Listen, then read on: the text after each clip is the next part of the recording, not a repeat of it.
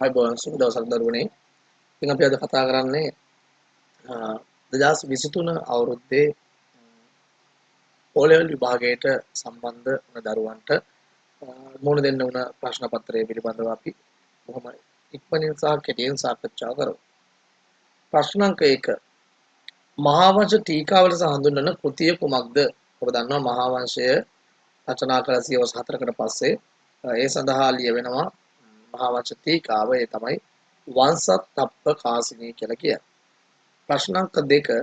ශ්‍රී ලංකාවෙන් හමු වන පැරණිතම කාසි වර්ගය කුමක්ද? ඒ තමයි හස්සෙබු කහාපනය. උත්තරේ තමයි පිළිතුරු අංක 2. ප්‍රශ්න අංක 3. 4 සම්බන්ධ කළ අහලා තියෙන ප්‍රාග් ඓතිහාසික සහ පූර්ව ඓතිහාසික යුග සම්බන්ධයෙන්.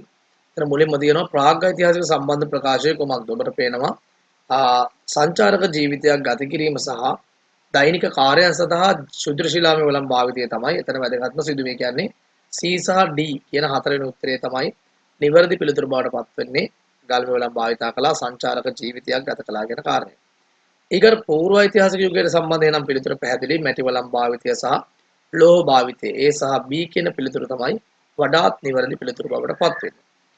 ප්‍රශ්න අංක 5.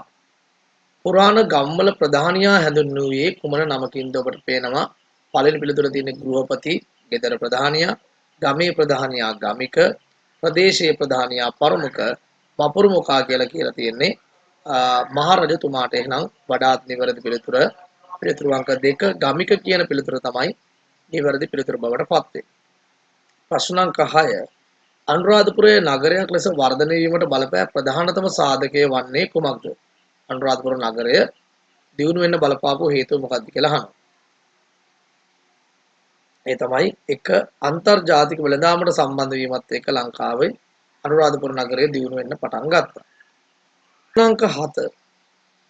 A සහ B තීරු ගලපන්න කියලා තියෙනවා. A තීරුවේ රජවරු 3 දෙනෙක් සහ B තීරුවේ කරපු දේවල් 4ක් තියෙනවා. නිවැරදිව ගලපමු. පණ්ඩුකාභය රජතුමා විසින් පළමුවෙන් කලේ අනුරාධ ග්‍රාමය අනුරාධපුර බවට පත් කළා. ඒ කියන්නේ B තමයි පිළිතුර.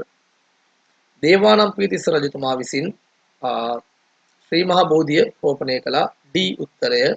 වලගම්බා රජතුමා විසින් ත්‍රිපිටකය ග්‍රන්ථාරූඪ කරන්න අවශ්‍ය උපකාර ලබා දුන්නා. එතකොට BD C කියන උත්තරේ තමයි වඩාත් නිවැරදි පිළිතුර බවට පත්වන්නේ. පිළිතුරු අංක 2. ප්‍රශ්න අංක 8. ඉසිගිරි ඇමතියා පාලනය කළ ප්‍රදේශය කුමක්ද? ඔබ දන්නවා වල්ලිපුරම් රන්සන්නසේ තියෙනවා. වසබරත්තුමාගේ ඇමතිවරයෙක් වෙච්ච ඉසිගිරි ඇමතියා නාගදීපය පාලනය කළ බව. එහෙනම් වඩාත් නිවැරදි පිළිතුර බවට පත්වන්නේ පිළිතුරු අංක 4. 9. මලේ රට හෙවත් මධ්‍යම කඳුකරය උඩරට රාජධානි අවධියේදී වඩාත් ප්‍රසිද්ධියට පත් වුණේ කුමක්ද? පොතේ පිළිතුරු 4ක් දීලා තියෙනවා. සුවදායක දේශගුණය, ගංගාවල පෝෂක ප්‍රදේශය, ආක්‍රමණවලදී ආරක්ෂක ස්ථානයක් ලෙස ගමන් කිරීම, විදේශ වෙළඳාමට ද්‍රව්‍ය සැපයූ ස්ථානයක් වීම. ඔබ දන්නවා අනුරාධපුර රාජධානි කාලේ නම් පුතේ බොහෝ වෙලාවට අපේ පාලකින් තමුන්ගේ ආරක්ෂාව වෙනුවෙන් පැනලා ගියේ මධ්‍යම කඳුකරය එහෙම නැත්නම් මලේ රටට. ඒ නිසා පිළිතුර තමයි පිළිතුරු අංක 3.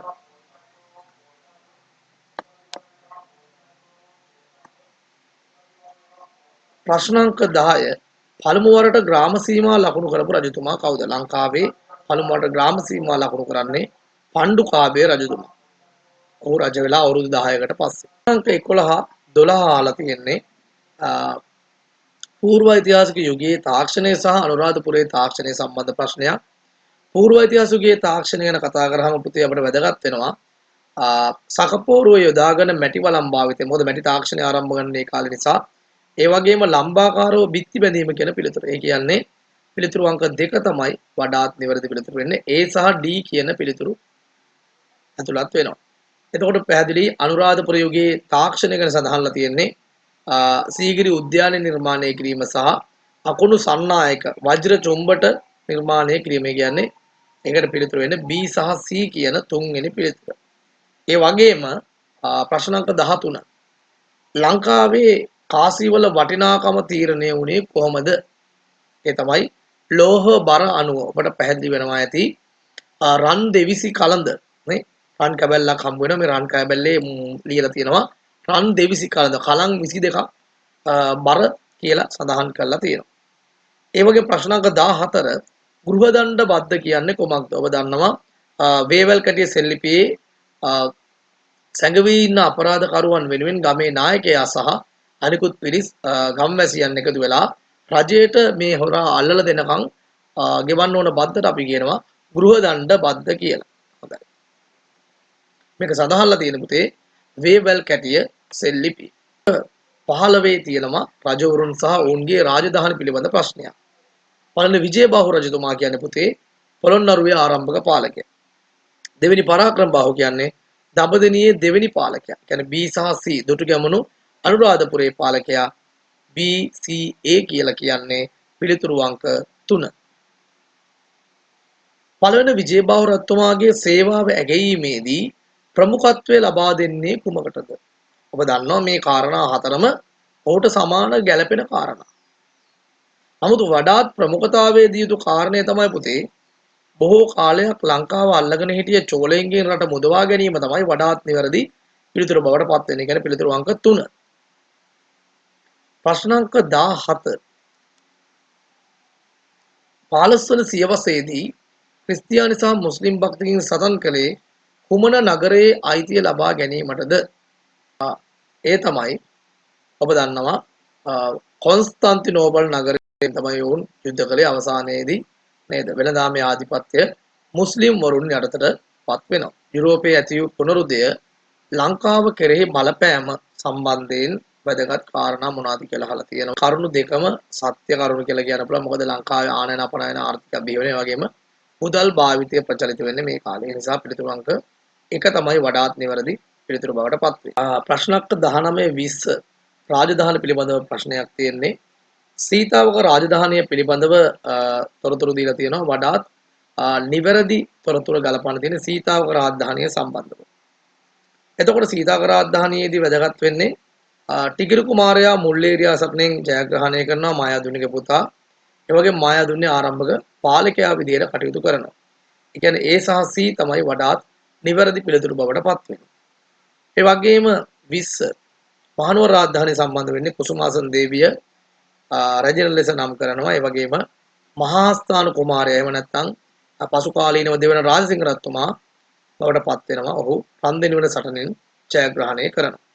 ඒ කියන්නේ 19ට ගැලපෙන්නේ AC කියන උත්තරය 20ට BD කියන පිළිතුර නිවැරදි පිළිතුර බවට පත් වෙනවා.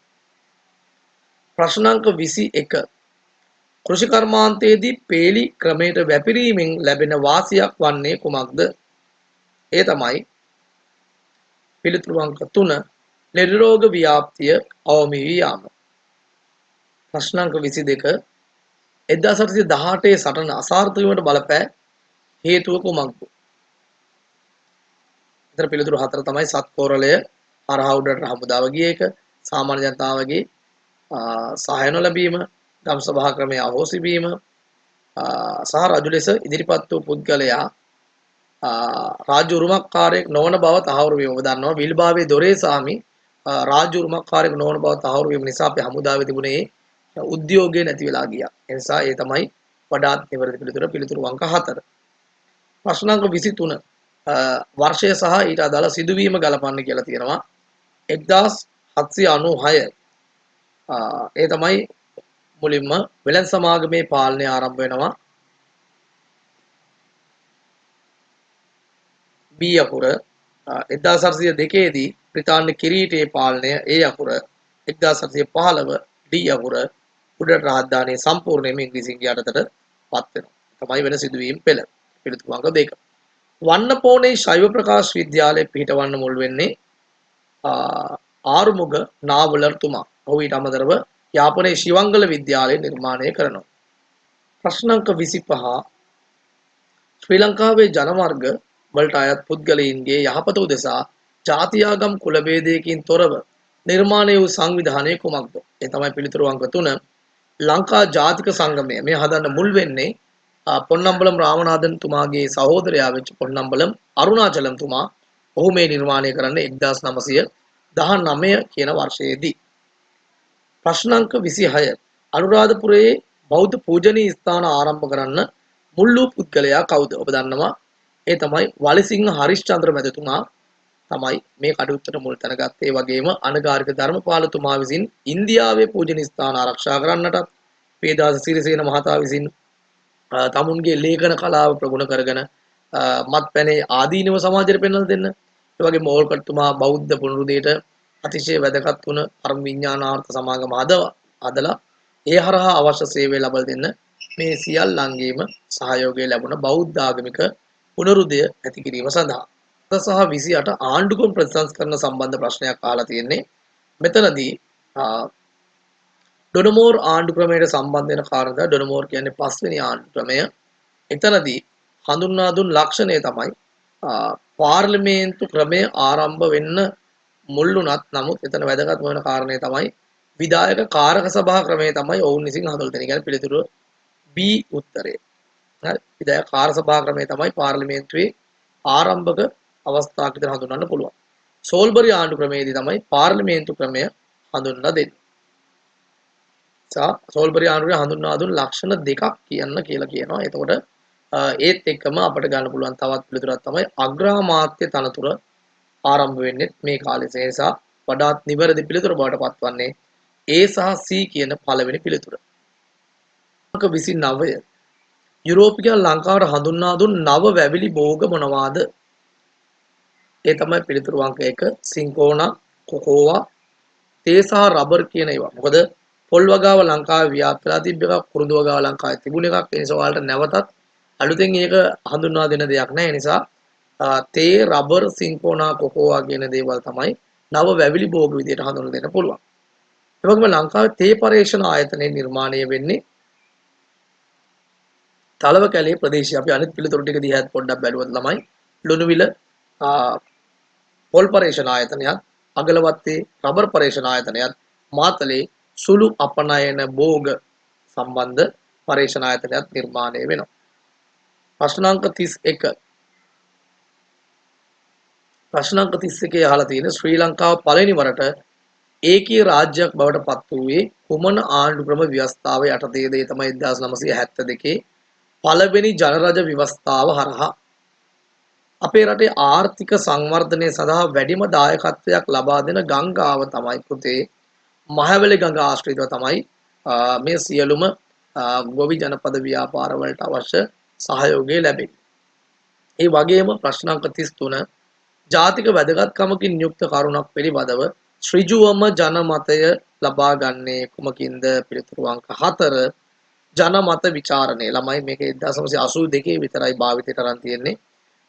තමුන්ට සහ මේ සමාජයට පොදු කරුණක්, එකයි ජාතික වැදගත්කමක්, මුළු රටටම වැදගත්කමක් තියෙන කරුණක් සම්බන්ධයෙන් ජනතාවගේ මතය විමසීම ජනමත විචාරණය කියලා හඳුන්වනවා. අංක 34 ලංකාවේ පළවන ලෝක සංග්‍රාමයේදී ජර්මනිය ඇතුළු මධ්‍යම බලවතුන්ගේ පිළ පරාජයට පත්වීමට බලපෑ ප්‍රධානතම හේතුව කුමක්ද? ඒ තමයි පිළිතුරු අංක 2. මේ යුද්ධය අතරමැද්දේදී ඉතාලිය මධ්‍යම පිළෙන් අයින් වෙලා ගිහිල්ලා මිත්‍ර පිළට එකතු වුණා. ඒ වෙලාවේදී මධ්‍යම පිළේ තිබ්බ සියලුම සැලසුම් සියල්ල එයා මිත්‍ර පිළට බාර දෙනවා. ඒ නිසා ඒක තමයි ප්‍රධාන වශයෙන්ම මේ පළවෙනි ලෝක යුද්ධය මධ්‍යම පිළ මධ්‍යම බලවතුන්ගේ පිළ පරාජයට බලපාපු ප්‍රධානතම හේතුව බවට පරිවර්තනය වෙනවා.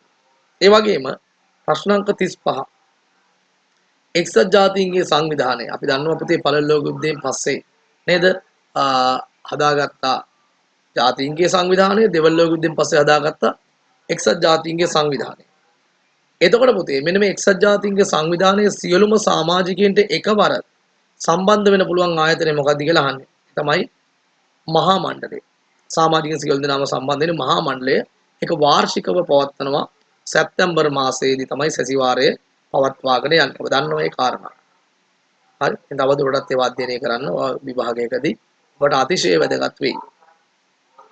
ඒ වගේම 36 පළවෙනි ලෝක යුද්ධයෙන් පසුව වර්සල්ස් ගිවිසුමෙන් දඬුවම් පැමිණුවේ කාටද?